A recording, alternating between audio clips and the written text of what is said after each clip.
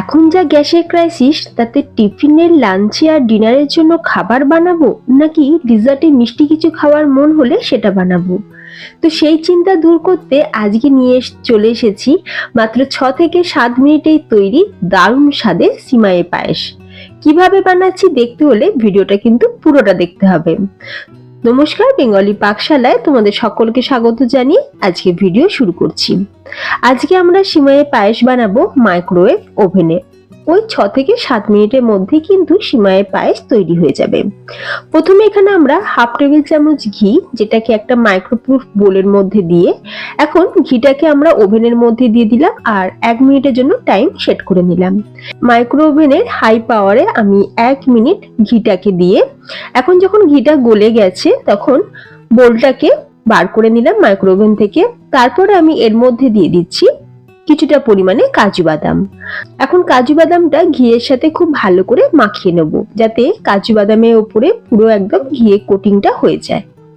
আবারও আমি এই বোলটাকে মাইক্রো ওভেনের মধ্যে দিয়ে 1 মিনিটের জন্য চালিয়ে দেবো মাইক্রো ওভেনটা।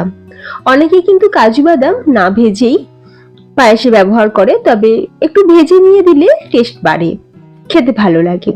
তো তোমরা চাইলে কিন্তু কাজু বাদামটা নাও ভাজতে পারো। আচ্ছা, আমি এতে কিশমিশও দেবো, তবে কিশমিশটা আমি ভাজবো না, আমি সবার শেষে গার্নিশিং এ দিয়ে দেবো।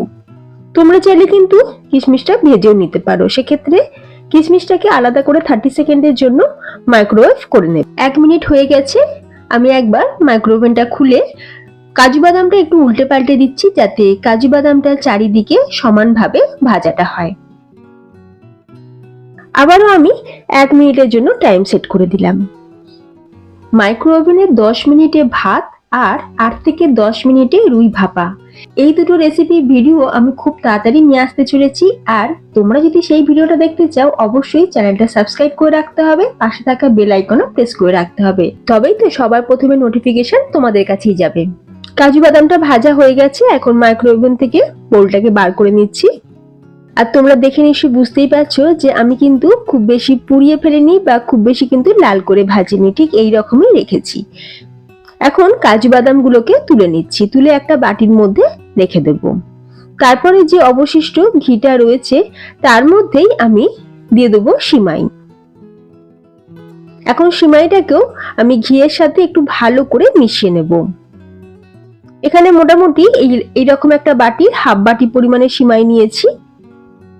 তো এখন আমরা খুব ভালো করে ঘিয়ের সাথে সিমাইটাকে মিশিয়ে নিচ্ছি, একটু ভালো করে ছড়িয়ে দিলাম যাতে করে সিমাইটা খুব ভালোভাবে ভাজা হয়ে যায়। আর এমনিতেও কিন্তু সিমাই ভাজতে খুব বেশি সময় লাগে না, 1 থেকে 1.5 মিনিটের মধ্যেই সিমাই কিন্তু ভালোভাবে ভাজা হয়ে যায়।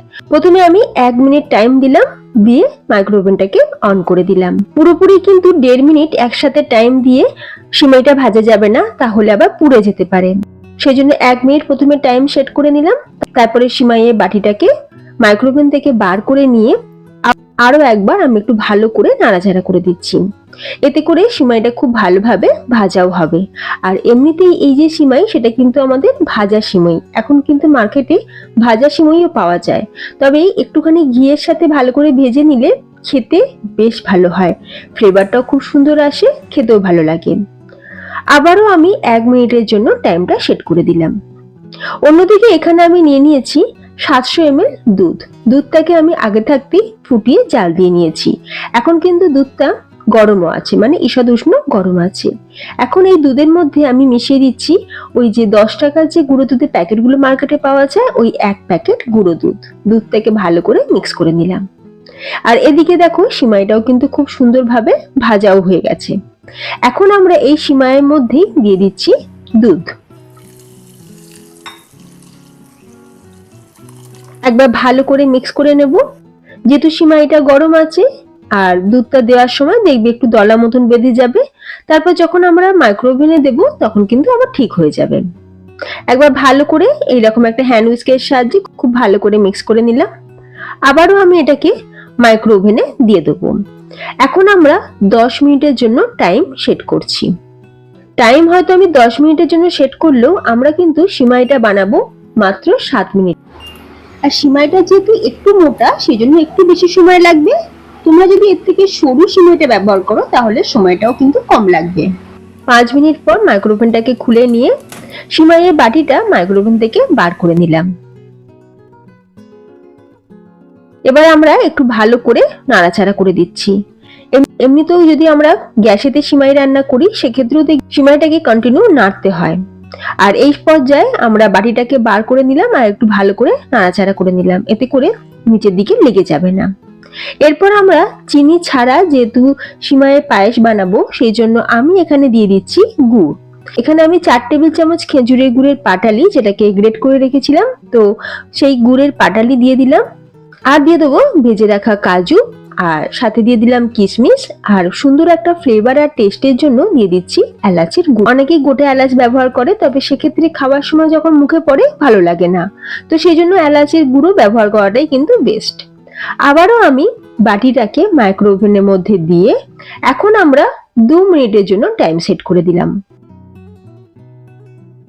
তো অলমোস্ট তৈরি আমাদের দারুণ স্বাদের সিমাইয়ের পায়েস। গ্যাস না জ্বালিয়েও মাত্র 7 মিনিটেই তৈরি দারুণ স্বাদের সিমাইয়ের পায়েস। বাড়িতে একবার এইভাবে সিমাইয়ের পায়েস বানিয়ে খেয়ে দেখবে, খেতে যেমন টেস্টি তেমনি সময়ও কিন্তু অনেক কম। আমাদের অনেক সময় পায়েস খাওয়ার ইচ্ছা হলে আমরা কিন্তু টাইমের জন্য বানাতে পারি না, তবে এইভাবে যদি মাইক্রোওভেনে বানিয়ে নাও তাহলে সময়টাও কিন্তু অনেক কম লাগবে, গ্যাসেরও খরচ হবে না। তো ফ্রেন্ডস, তোমাদের কেমন লাগলো আজকের এই মাইক্রোওভেনে বানানো সিমাইয়ের পায়েসের রেসিপি কমেন্টে অবশ্যই জানিও। আমার অনেক ভিউয়ার্স কিন্তু অনেক দিন ধরেই ডেজার্টের কথা বলছিলেন, তাদের উদ্দেশ্যে আজকে মাইক্রোওভেনে মাত্র 7 মিনিটেই বানিয়ে নিলাম ডেজার্ট। সিমাইয়ের পায়েস তো আমরা সবাই বাড়িতে বানাই, তবে মাইক্রোওয়েভ ওভেনে সিমাইয়ের পায়েস কিভাবে বানালাম এই পদ্ধতিটা যদি তোমাদের ভালো লেগে থাকে তাহলে অবশ্যই ভিডিওতে একটা লাইক দিও, শেয়ার করে দিও তোমাদের আত্মীয়স্বজন বন্ধুদের মধ্যে, যাতে তারাও এইরকম গ্যাসের ক্রাইসিসের সময় মাইক্রোওভেনের মধ্যেই বানিয়ে নিতে পারে সিমাইয়ের পায়েস। রেসিপিটা ভালো লাগলে পাশে থাকা বেল আইকন প্রেস করে চ্যানেলটা সাবস্ক্রাইব করে রেখো এই রকমের নিত্য নতুন রেসিপি পাওয়ার জন্য। তাহলে ফ্রেন্ডস, আজ আসি, দেখা হবে নতুন কোনো রেসিপির সাথে। ধন্যবাদ।